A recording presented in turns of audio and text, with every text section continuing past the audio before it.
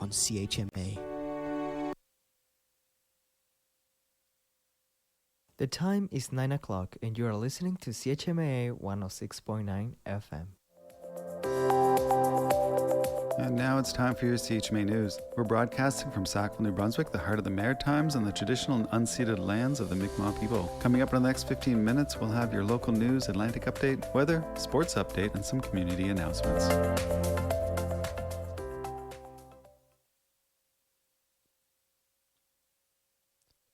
I'm Mike Robar, and this is your local CHMA News.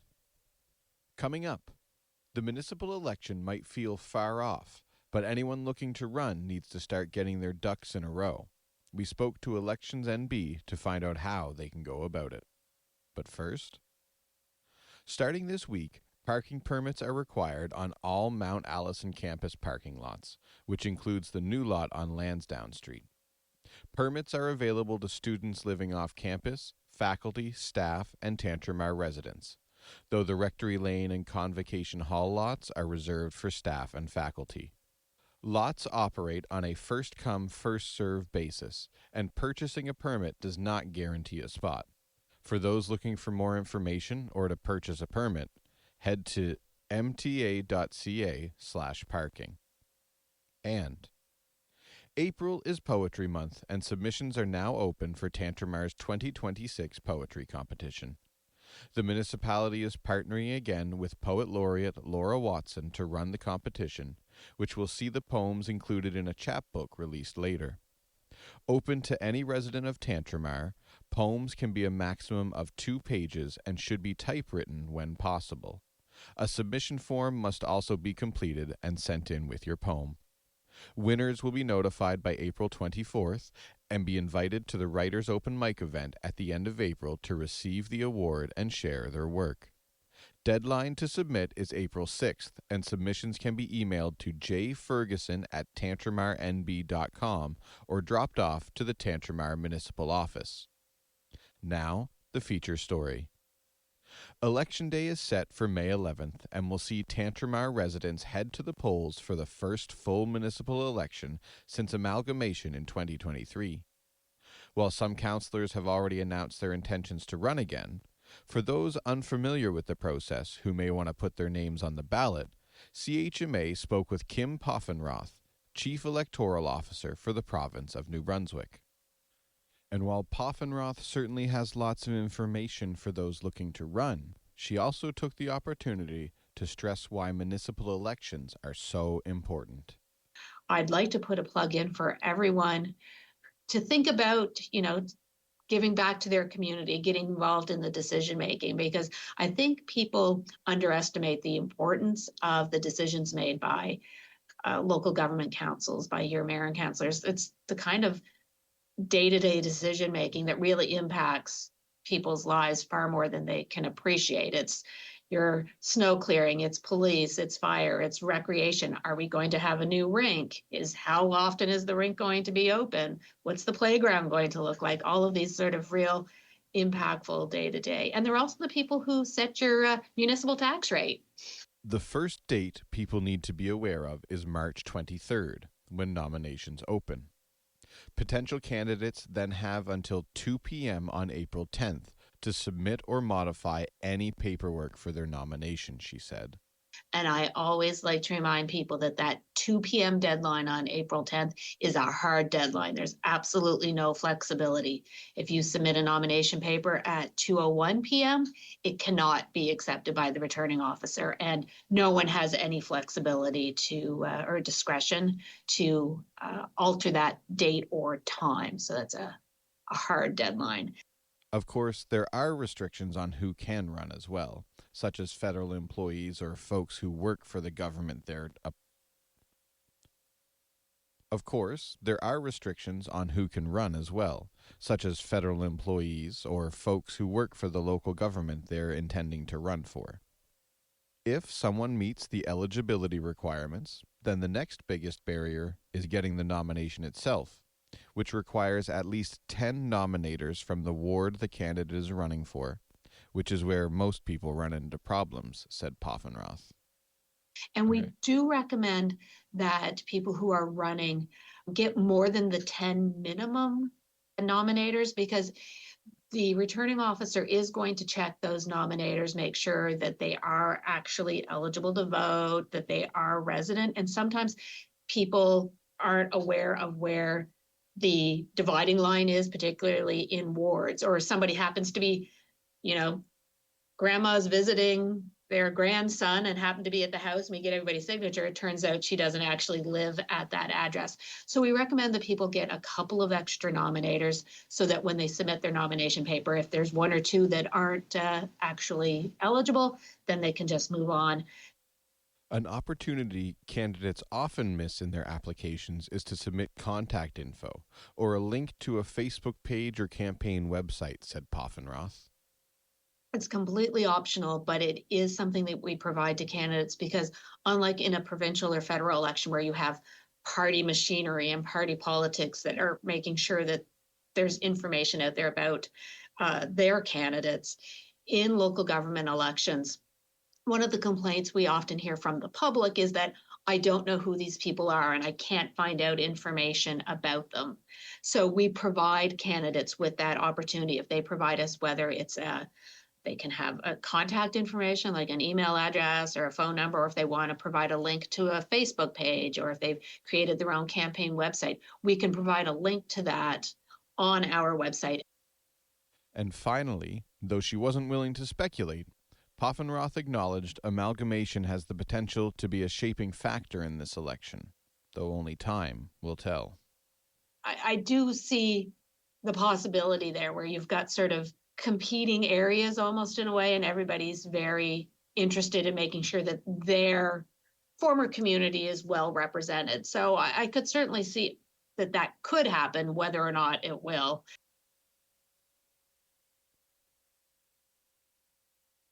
Potential candidates can find everything they need to apply at electionsnb.ca, where they can download a candidate nomination kit.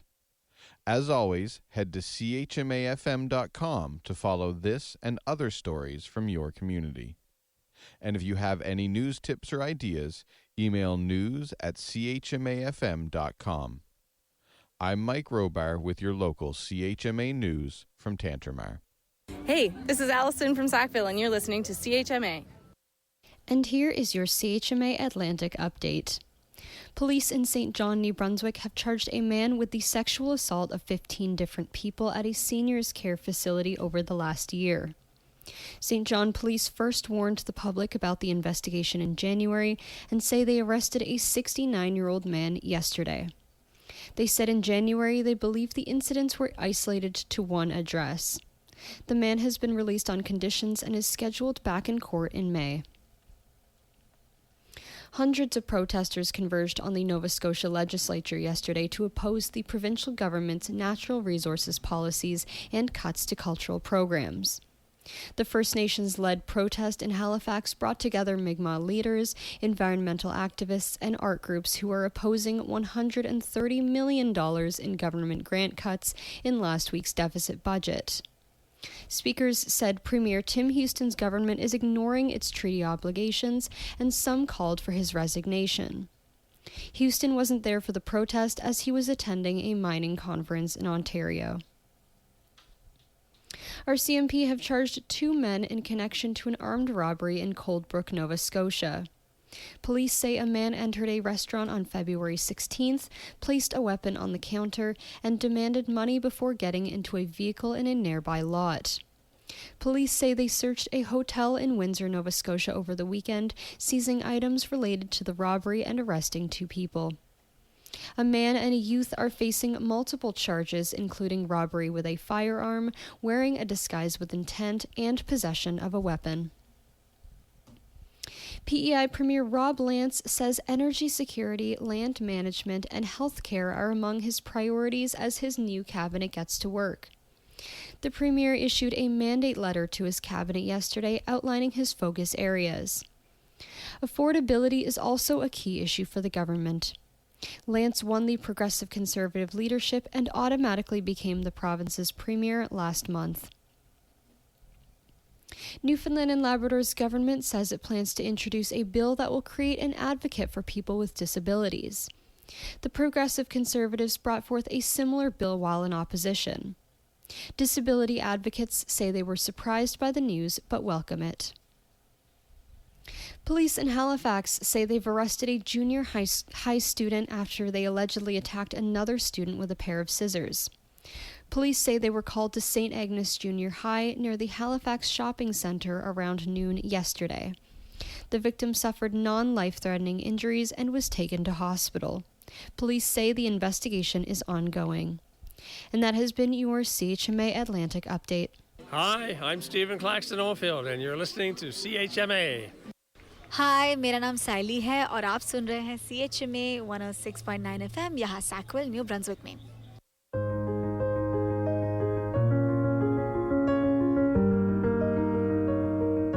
Hello, this is Penny Mott from Marshlight Theatre in Sackville, New Brunswick. We're hosting a dinner party and you're invited. You won't want to miss this one. The play is called Late Company, written by Jordan Tannehill and directed by Jay Whitehead. It's a poignant drama about grief and reconciliation. Performances are February 27th, 28th, March 1st, and then March 6th to the 8th at 7:30 p.m. Two matinee performances are on Saturday, February the 28th and Saturday, March the 7th at 2 p.m. All performances are at the Marshlight Theatre, 3 Fairfield Road, Sackville. Tickets can be purchased at marshlight.ca. Hope to see you at the theatre.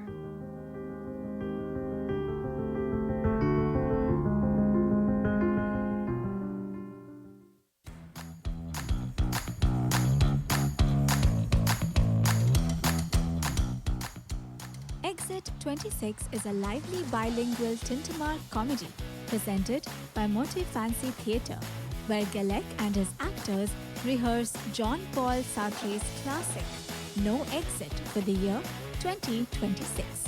As three wildly incompatible characters find themselves in hell for cowardice and surrendering to autocracy, the rehearsal takes an unexpected turn when characters from other plays burst onto the stage, challenging the script and stir up delightful chaos.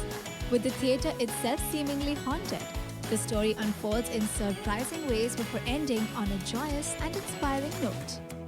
Performances run March 4th to March 7th from 7:30 to 8:40 p.m. and all tickets are just $5, available now on Ticket Owl.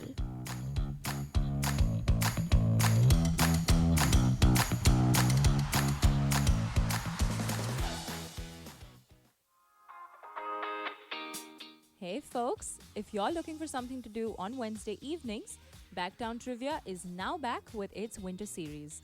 The doors open at 5 p.m. and trivia kicks off at 7 p.m. every Wednesday night. So do not miss out and head down with your friends to the Backtown Brewing Company.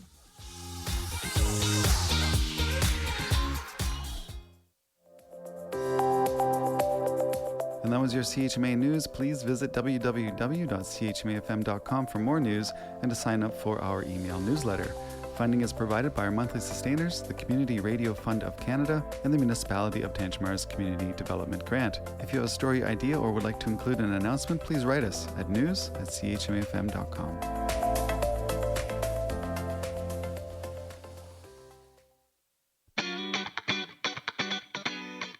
On Friday at 8 p.m., join Christina and Hannah on CHMA 106.9 FM for Blind Date, where they surprise each other with albums the other one has never heard. Could it be love at first listen or a complete disaster? You'll just have to tune in to find out.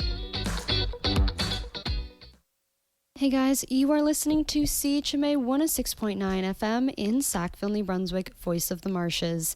I'm Maya Noel, and you are currently listening to the Late Morning Show. First up, we've got Momentarily by Kai and Oolong and Kessie Blue, and then we're going to listen to Here Comes the Sun by the Beatles. Let's get into it.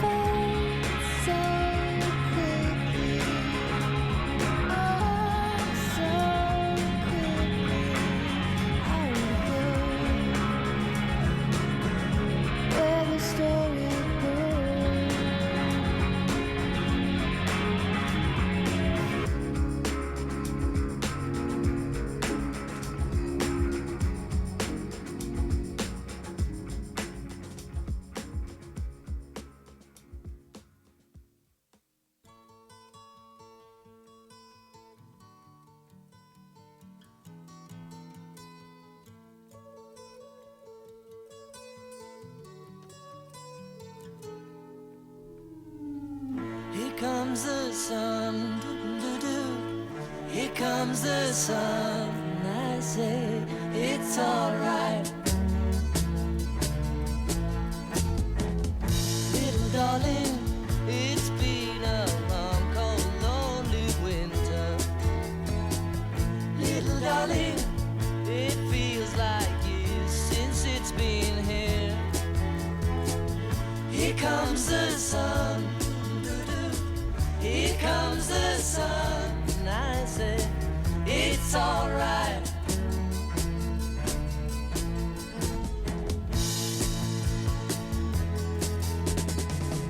Little darling, the smiles returning to the faces. Little darling, it seems like years since it's been here. Here comes the sun, here comes the sun, and I say it's alright.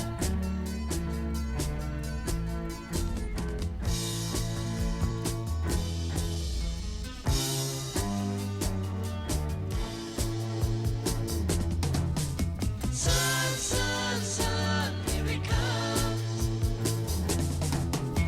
Sun, sun, sun, here it comes. Sun, sun, sun, here it comes. Sun, sun, sun, here it comes. Sun, sun, sun, here it comes.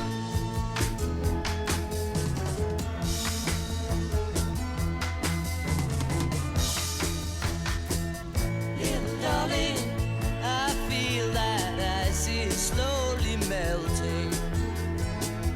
Little darling, it seems like years since it's been clear. But here comes the sun, here comes the sun, and I say it's alright. Here comes the sun, here comes the sun, it's alright. It's alright.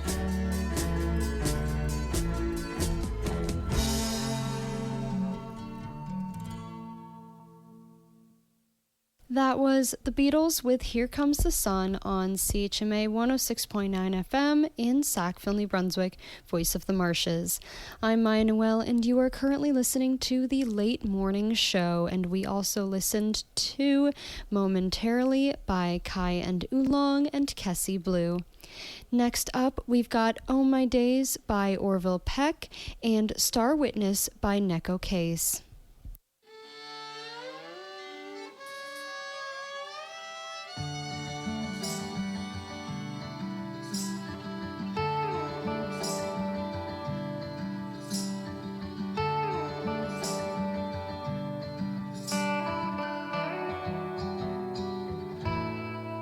New York City is nice in the fall.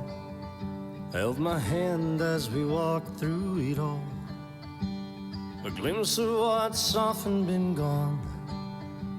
For a moment you made me forget I'm alone. Oh my days, time keeps on trucking away. Is this how it feels to get out my own way?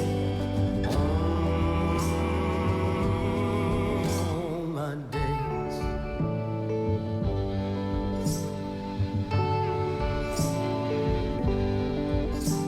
I slept 3 whole nights in your bed. Never called, I just ran off instead. I'd left all my feelings for dead.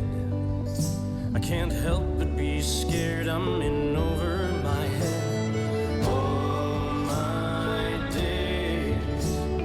Time keeps on trucking away.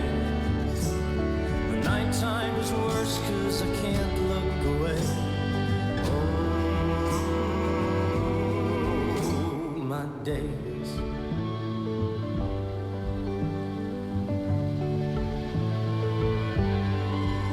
I spent so many lashes on luck. never thought to wish one off for love. You can't miss what's never been yours.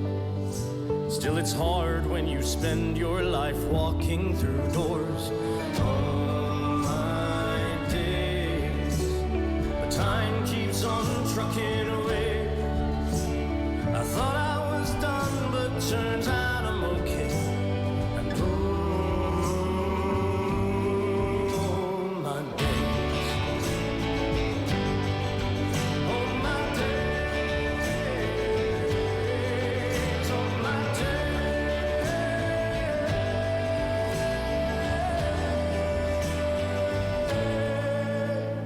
So how many days do I wait? Catch a vibe for a while, suffocate. It hurts thinking you'll go away, but it's just as hard knowing that you wanna stay. Oh my days, the time keeps on trucking away. I'm so used to last, can't tell when I'm first place. And oh my days.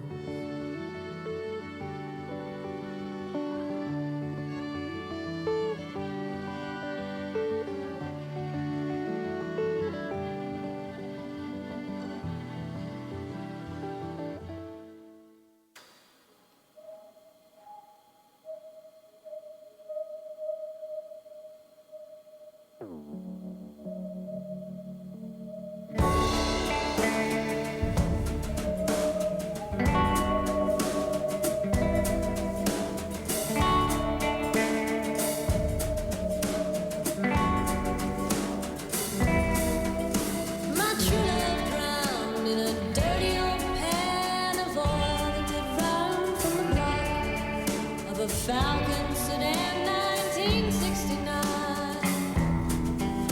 The paper said 75. There were no survivors, none.